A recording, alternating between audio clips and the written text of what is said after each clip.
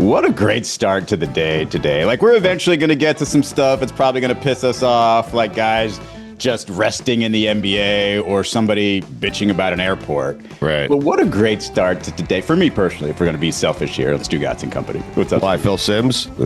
No, not the Phil Simms. Phil Simms was great, but before that pod was even out, Yes.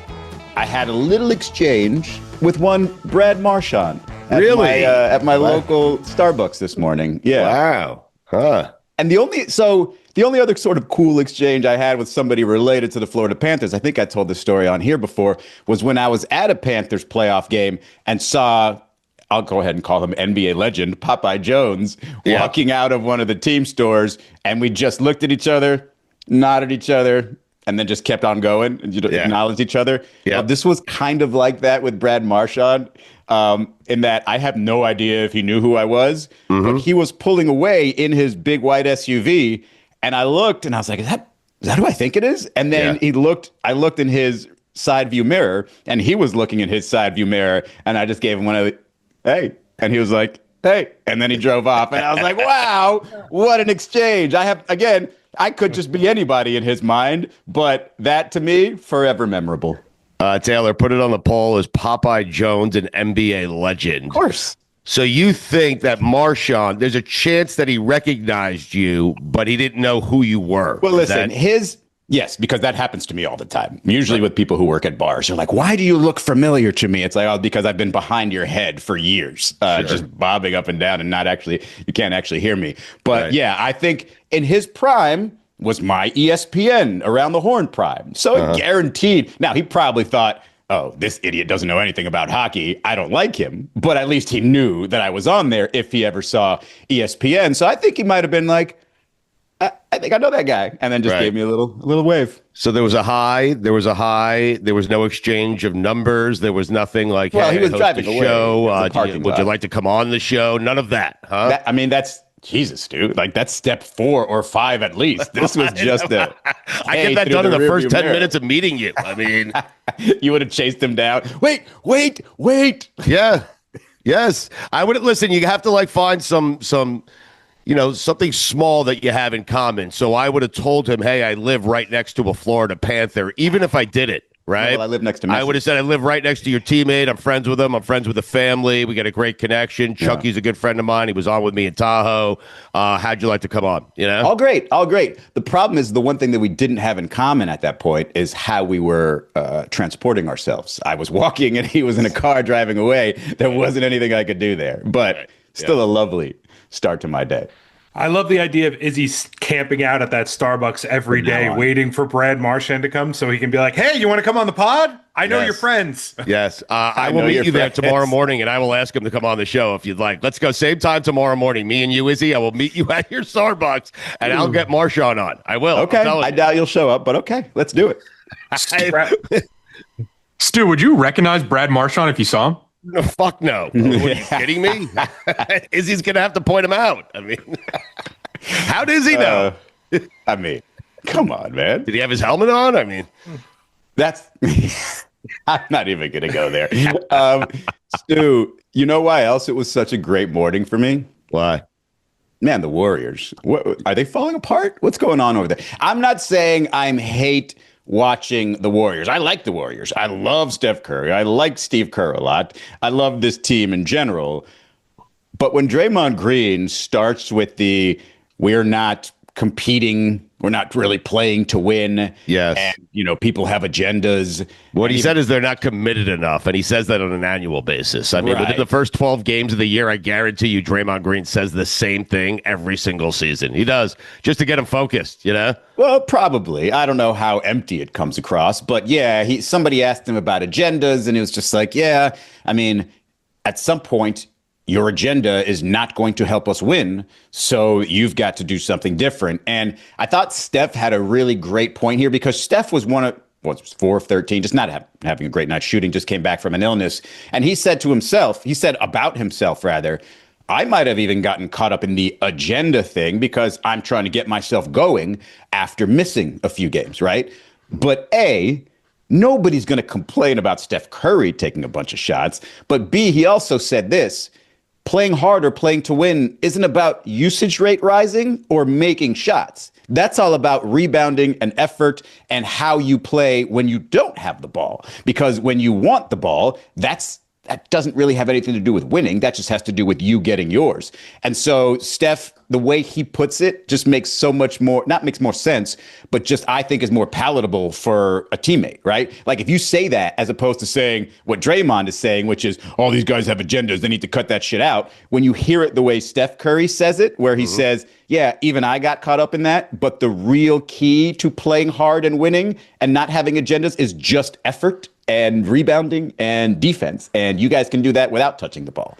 Right. So I think whereas Draymond gets the most headlines, I think in that locker room, the way Steph is the one who's heard. And that's why they're going to turn this around eventually. But it is funny to see so early in the season. It's just different forms of leadership, right? That's Draymond's style of leadership, and Steph has a much different style where he's more relatable to the players. He'll put some of it on him, which players, especially players who are making not nearly as much money as Steph Curry, they love that. They love that type of leadership. Draymond Green's just in your face. He's never going to change. I don't mind it, but it's empty. I mean, no one is sitting there saying, oh, Draymond called me out. I need to start working harder. Like, you know, it's just Draymond being Draymond. That's all.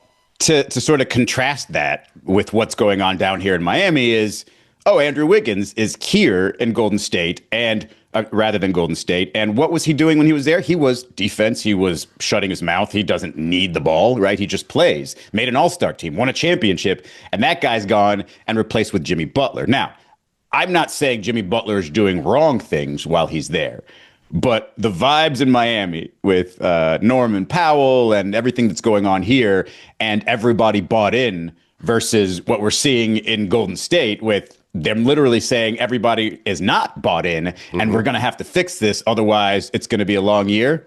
I don't know. That feels kind of good. Yeah, but how much of that has to do with expectations as he headed into the season? Because if the expectations are low and you're exceeding expectations, it's always going to feel good, right? The Heat are 7-4. I don't think anyone expected them to be 7-4, and they're an offensive juggernaut. Where the Golden State Warriors enter every season as one of the teams on a short list of teams that could possibly make it to the NBA Finals. And they started 5-1 this year, 5-0, 5-1, I think, and then they've just lost a bunch since then, and so. I think they're early on resetting themselves and just saying, hey, we are a serious team. We're supposed to win a championship. Something's deadly wrong here. Right. But we kind of knew coming in the whole Jonathan Kuminga situation was going to dominate that team. And if he is not out here doing everything they want him to, I think they're eventually going to move on. And I think that's what they're threatening right now is, hey, it's early and I'm saying this shit early, but if we don't fix it now, we're going to have to change some players here because we can't do this all season. I am so tired of Draymond Green. Thank you. Draymond Green should go to sleep every night thanking God that Steph Curry is his teammate. You're right. First ballot Hall of Famer, right place, right time Hall of Fame. Draymond Green. Put it on the poll, Taylor. Your own words. Was Draymond Green, is he a right time, right place, first ballot Hall of Famer? I think you're right. I can't think of many others, but I think you're right. He should go to bed every night. Wes Welker. Oh, Wes Welker. Rodman? Well, listen. Ooh. I don't know if the timing was right. Okay, Welker was traded from the Dolphins to the Patriots, but I guess that kind of makes sense. That's a good one. Right time, Julian right place. Edelman, all those little white wide receivers that any Tom little Brady white wide receiver who played with Tom Brady during that era. Yes, all of them. Right time, right place. The only wide receiver where it wasn't right time, right place was Randy fucking Moss. Yeah.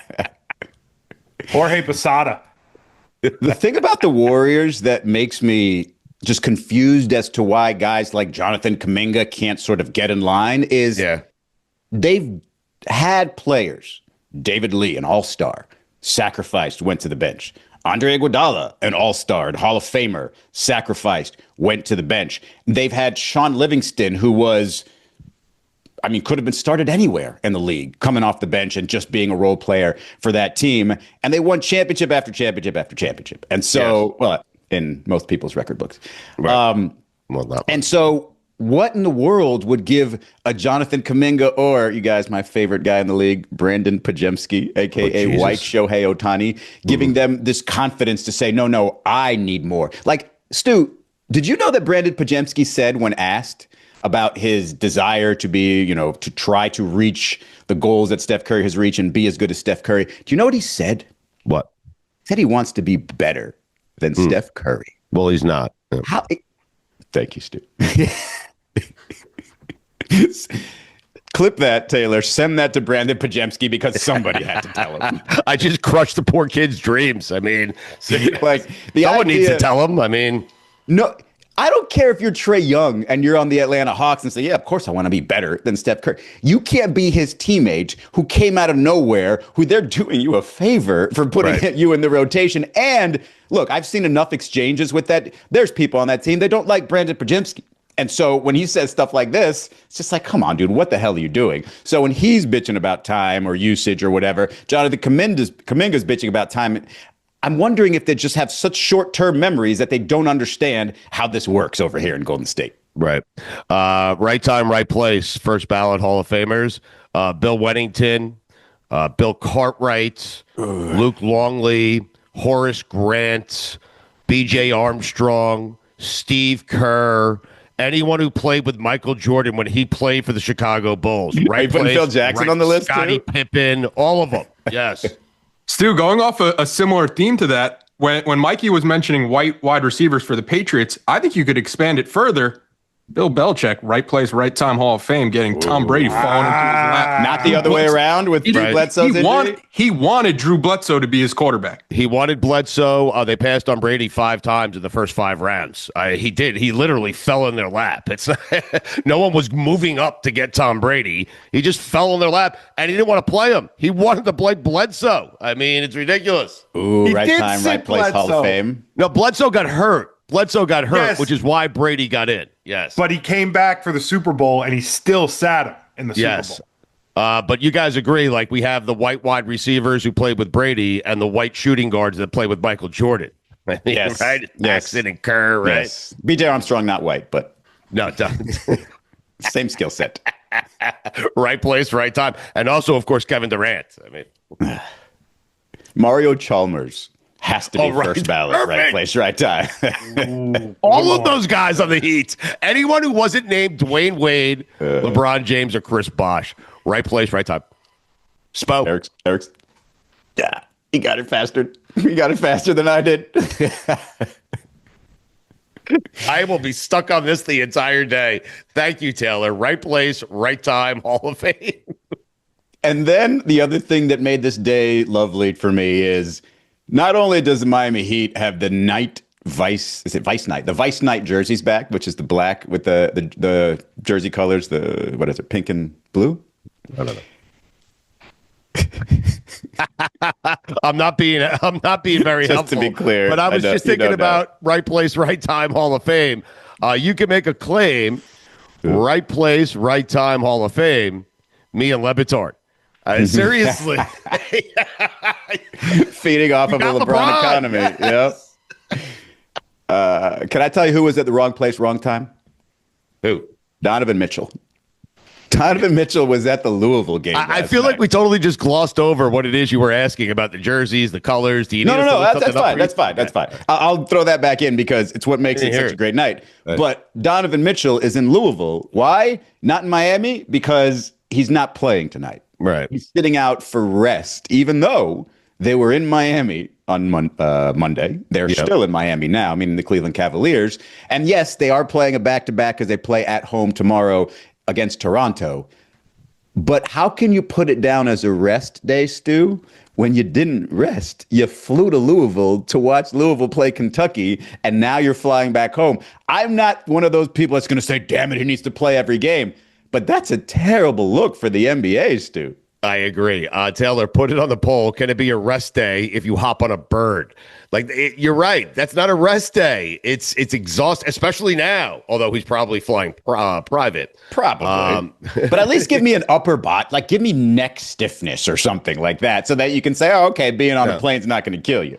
So they played Monday night, off Tuesday, as you pointed out. Mm-hmm. They play the Heat Wednesday, and then they go home to Cleveland because they have a real back-to-back. This is, not part of the two game series with the Heat and the NBA did this, keeping teams on the road for multiple games on the same city to help alleviate some of those travel issues. So if you're going to take a rest day, do me a favor, fucking rest, okay? Don't hop on a bird. Don't do anything.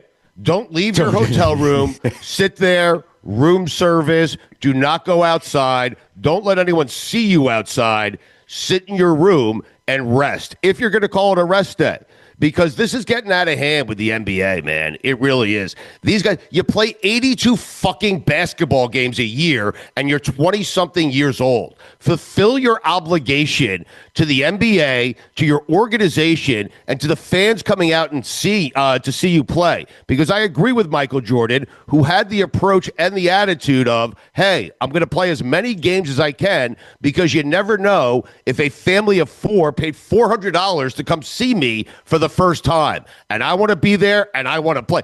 82 fucking nights a year, you're asked to work and you can't make it. And one of the days you can't make it, what do? You hop on a bird to go to Louisville, Kentucky to watch a game that means fucking nothing to you. Jesus. I knew it. I knew I'd get that out of Stugotz. You got all 82 basketball games. 82. Do you know what people would do to have their jobs and their salaries? 82 Probably nights a year of work? It's such an insult to NBA fans, because most of these fans, most people, are going to work. They're driving to work. There's no fucking rest day. And if there is a rest day, it's not hopping on a private jet to go watch a big-time college basketball game. That is absurd. It's a slap in the face to the fans, and that's why NBA players have become unrelatable. They have, because that's just not what you do. People are going to work 9 to 5. They're working 2 jobs to make ends meet. They want to go see a basketball game. When they go to that basketball game, they want to see their favorite player. And what's that favorite player doing? He's taking a rest day in Louisville, Kentucky, because he can't fucking play 82 basketball games a year for $190 million. I mean, it's unbelievable. When was the last time you were this mad about anything? I don't know. But anything. I mean, oh, man. I love it. Put it on the poll. When was the last time Stu was this mad? Yes and no. Yeah. Just to play devil's advocate here. Donovan Mitchell isn't going back to Louisville for Louisville versus Fordham, Louisville versus Columbia. He's going back. The Rams? Which one got you? The Rams or the Lions? How dare you?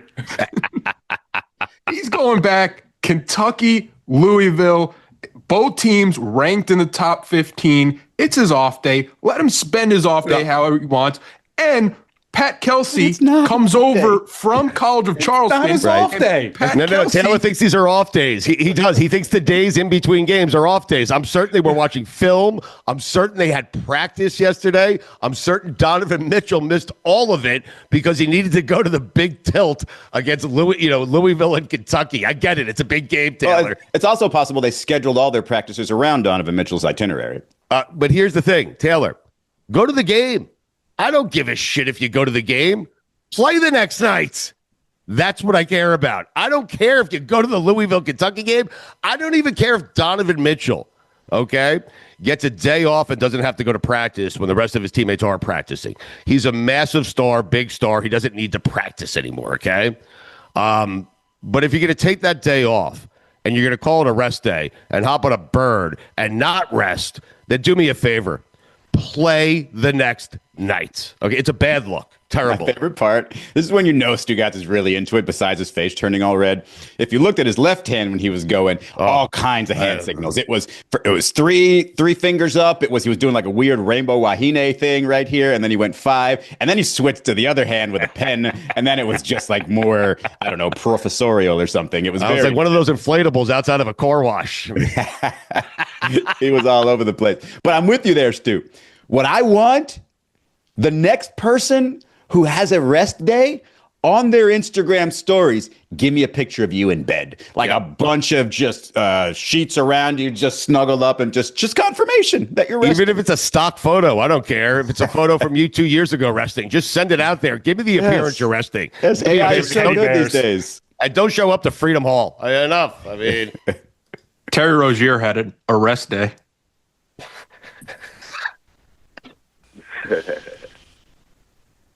Wow. But at least I saw it. I knew it. Rozier thinking he had nothing to do with this conversation, and here comes Taylor with a freaking X. Rozier's arrest day did not have him on a plane going to Louisville, Kentucky. I mean, I'm sure he would have liked that. Speaking of planes. He is from Louisville, too. Terry Rozier played at Louisville. Yes, he did. Yeah. Speaking of play, wow. See, just new 2 levels, and so many levels to that. Did Donovan play there? He did.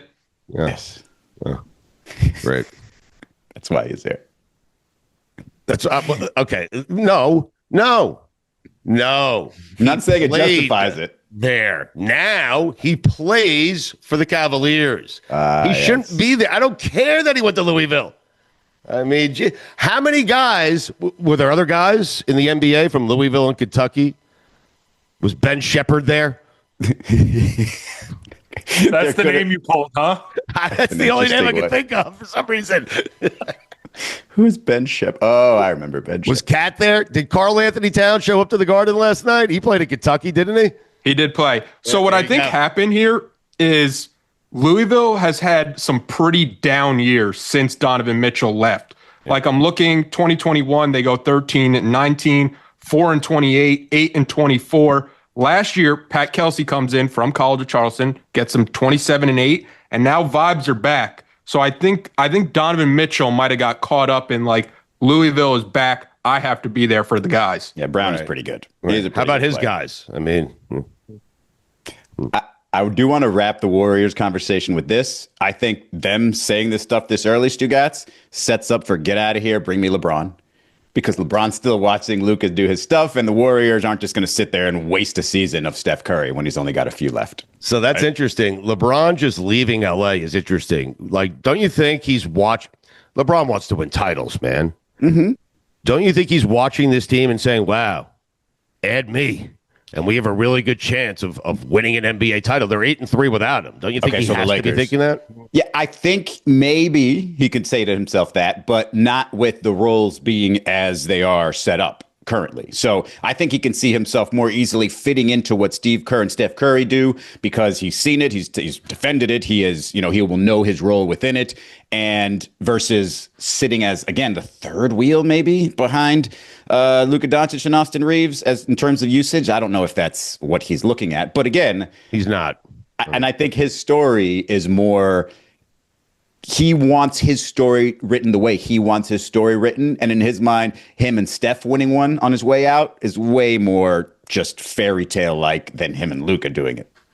Where would that put the Golden State Warriors? If you have LeBron James, where would that? So now it's LeBron, Steph Curry, Jimmy Butler, Draymond Green. Where does that put them in terms of, the championship mix? Would they be favorites? Would they be? They're certainly better. That goes without saying. So that would be the team that, hey, get me a top 6 seed. Doesn't matter if I'm, have home court advantage, and let's be playing well going into the playoffs. And then, hey, all bets are off. They can win anything. They would never, ever feel like the favorite at any point until perhaps we get to the playoffs. That's how I would see that. Okay. Kyrie Irving, right place, right time? Ooh. The rare guy, I think he started off wrong place, wrong time, and then ended up in the right place at the right time. Is that weird? Yes, and it all, surprisingly, or not surprisingly, still revolves around LeBron. That's the reason why he was in Cleveland. LeBron left, and they got the number 1 pick, and then when LeBron came back, right place, right time. Jamal Murray? Ooh. I think the whole Denver Nuggets organization is right place, right time, right? Like the Milwaukee Bucks. They've always been in that Giannis. place, though. I mean, well, yeah, I guess so. Right time, right time. Lou Gehrig, scrappy backup. He comes in one day. Wally Pipp has a headache. Lou Gehrig takes his spot. So I think Lou Gehrig kind of was right place, right time. He just showed up to work one day. Is he right place, right time? Unlike Donovan Mitchell, right?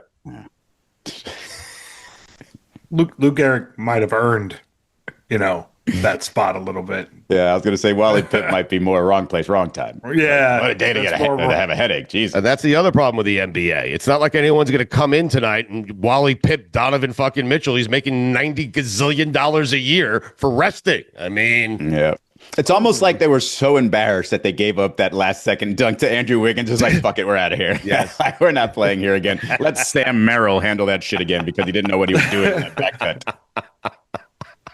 I'm trying to think of more right place, right times. You do that while I ask Taylor a question. Taylor, what is this airport rant that you've been talking about for a couple of days now? Yeah, so if anybody's been watching the news, the airport situation has been a disaster. Flights getting canceled, flights getting delayed multiple days. But one person resonated in me when I hear them talk. Stu, if I tell you you could have one person give an airport rant, who would that person be? Who would be your dream person? Rant for your life. I want this person ranting about the airports. Christopher Mad Dog Russo. And Christopher the Mad Dog Russo delivered Mikey Has the Sound. All of you should be ashamed. Every single elected official on both sides of the aisle should look themselves in the mirror how they let down the American public and made us a laughingstock around the world. This is not about winners and losers, who is right and who is wrong.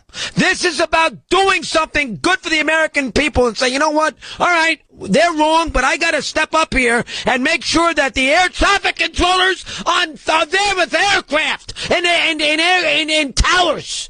Not saying, well, your turn, LaGuardia, your turn, Kennedy. Newark, it's been 40 minutes. Send a plane out that's been sitting there for 15 hours. That's not the way this works. If you're the President of the United States or you're a Republican who controls everything, you do what's right for the American person, and they didn't do that.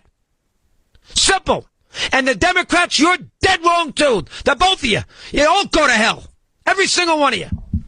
Every elected official should be embarrassed what they caused. Embarrassed. And I have this on good authority from people who were in these airports the last 3 or 4 days, including my kid, the last 3 or 4 days. Sister-in-law. Just checking. I mean, it's ridiculous what they put us through. They shut it. I mean, who knows how dangerous it was to fly with nobody in the freaking towers? I mean, my God almighty. And I got the president sitting there with freaking Vilma breaking down the 2003 Saints. I mean, you can't make this stuff up. And chest bumping him. And chest bumping Vilma. When they got a 75-year-old who's been sitting in Miami International for 3 days. He got hearing aids. He can't hear the announcements of when his JetBlue flight takes off for Bozeman. I mean, you really got to be. And I got these. Oh my God, it's sickening.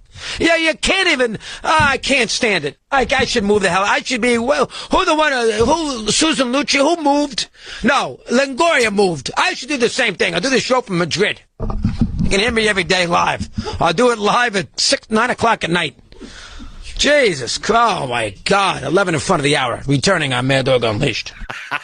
I need Adam Amin to tell me what time that was. The 11 in front of the hour is just a Mad Dog staple. It's a work of arts. I mean, Perfect dismount. It's beautiful. The Bozeman, the Susan Lucci. Was that your favorite part? I'll tell you what my favorite part was. This is what makes us a laughingstock around the world. The air traffic control situation is what this is what the government should be ashamed of. And the idea that I've spent my entire life in journalism and radio. Damn it, let me be an expert on air traffic control towers. How could nobody be in the towers? They're not getting paid. But he's not blasting them. He's blasting the government and saying, get your shit together, get your act together, because this is getting out of control. And it is. Also, Mad Dog flies private. Stu, that was like watching a symphony. Yeah. And he's up front just leading it, and it says, boom, the president's breaking down Drew Brees film. Boom, he's chest bumping Vilma. There's people in towers. The guy with the now give me a little Bozeman. Give me a little Bozeman. Perfect right there. Right. 11 in front of the hour. Right. That's the big cymbal crash. Wait, can you play it again? I want to write down the top 5 things I enjoyed from that rant. Can you just Susan Lucci's definitely in the top 5. All of you should be ashamed. Every single elected official on both sides of the aisle should look themselves in the mirror how they let down the American public and made us a laughingstock around the world. around. This is not about winners and losers, who is right and who is wrong. This is about doing something good for the American people and say, you know what? All right, they're wrong, but I got to step up here and make sure that the air traffic controllers are there with aircraft and in towers. Not saying, well, you know, your turn, LaGuardia, your turn, Kennedy. Newark, it's been 40 minutes. Send a plane out that's been sitting there for 15 hours. That's not the way this works. If you're the President of the United States or you're a Republican who controls everything, you do what's right for the American person, and they didn't do that. Simple. And the Democrats, you're dead wrong too. The both of you. You all go to hell. Every single one of you. Every elected official should be embarrassed what they caused. Embarrassed. And I have this on good authority from people who were in these airports the last 3 or 4 days, including my kid, the last 3 or 4 days. Sister-in-law. Just checking it. I mean, it's ridiculous what they put us through. They shut it. I mean, who knows how dangerous it was to fly with nobody in the freaking towers. I mean, my God almighty. And I got the president sitting there with freaking Vilma breaking down the 2003 Saints. I mean, you can't make this stuff up. And chest bumping him. And chest bumping Vilma. When they got a 75-year-old who's been sitting in Miami International for 3 days. He got hearing aids. He can't hear the announcements of when its JetBlue flight takes off for Bozeman. I mean, you really got to be. And I got these. Oh my God, it's sickening. Yeah, you can't even. I can't stand it. I should move the hell. I should be. Well, who Susan Lucci? Who moved? No, Longoria moved. I should do the same thing. I'll do the show from Madrid. You can hear me every day live. I'll do it live at 9 o'clock at night. Jesus, oh my God, 11 in front of the hour. Returning on Mad Dog Unleashed. Who did he get? Susan Lucci? Eva Longoria. They are was it Eva Longoria?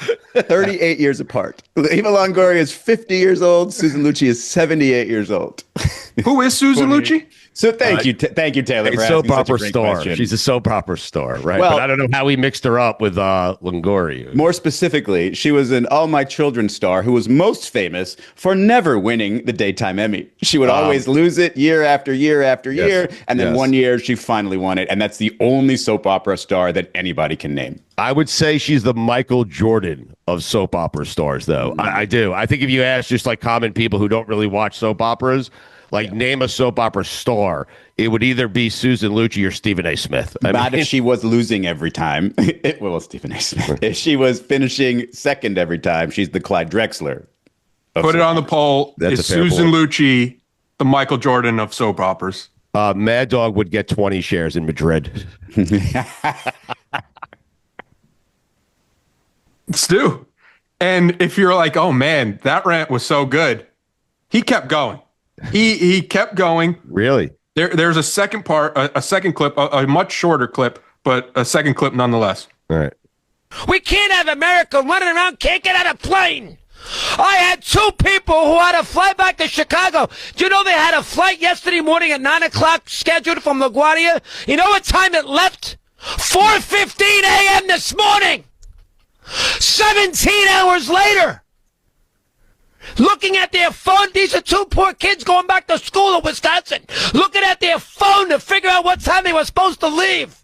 And yet I got the President of the United States on Fox breaking down Drew Brees and what kind of ball he throws so a tight end can make a catch. He knows nothing about pro football, very little about sports, and that's what he's doing on a Sunday afternoon? Drew Well, I meant Brees. just surviving. Drew Brees. I left out the chest bump with Vilma. That was a great detail. The great detail of breaking down the 2003 Saints, not just the current Saints, the 2003 Saints. That's very funny. Listen, the devil is in the details with Dog. That's why he's great. I mean, it's amazing work by him. Did he know an actual was he making that up? That there was an actual 75-year-old in the airport with hearing aids trying to make it to Bozeman? His producer was reminding, can't hear. And I was like,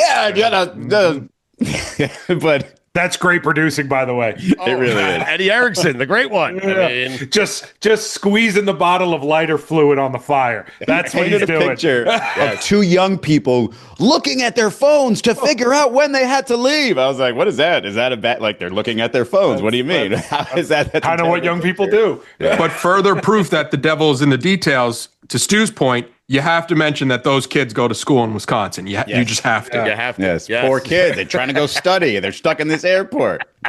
You have to say the 75-year-old, not only is he 75 and trying to get to Bozeman, he's got a hearing aid on. Like, just to make it a little bit worse. It's unbelievable. I love him. You know what the MAD in Mad Dog stand for? Madrid. Stugotz here. It's NBA tip-off week, and FanDuel is your home for live betting. Listen, support the people that support this show, and no one has supported us more than our friends at FanDuel. So even if you missed the start of the game or want to ride the hot hand, FanDuel has live bets on everything from who will score next to fourth quarter comebacks. Plus, you can even combine your live bets into a same-game parlay for a shot at a bigger payout. However you want to play, now is the perfect time to join because FanDuel is giving new customers $300 in bonus bets if your first $5 bet wins. That's $300 in bonus bets if your first $5 bet wins. So just visit FanDuel.com to sign up today.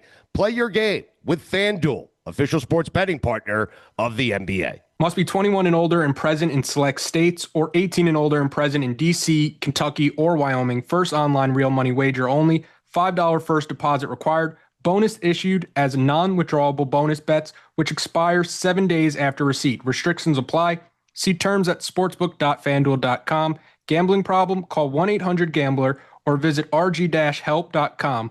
Call 1-888-789-7777 or visit ccpg.org/chat in Connecticut, or visit mdgamblinghelp.org in Maryland. Hope is here. Visit gamblinghelplinema.org or call 800-327-5050 for 24/7 support in Massachusetts, or call 1-877-8-HOPE-NY or text HOPE-NY New York.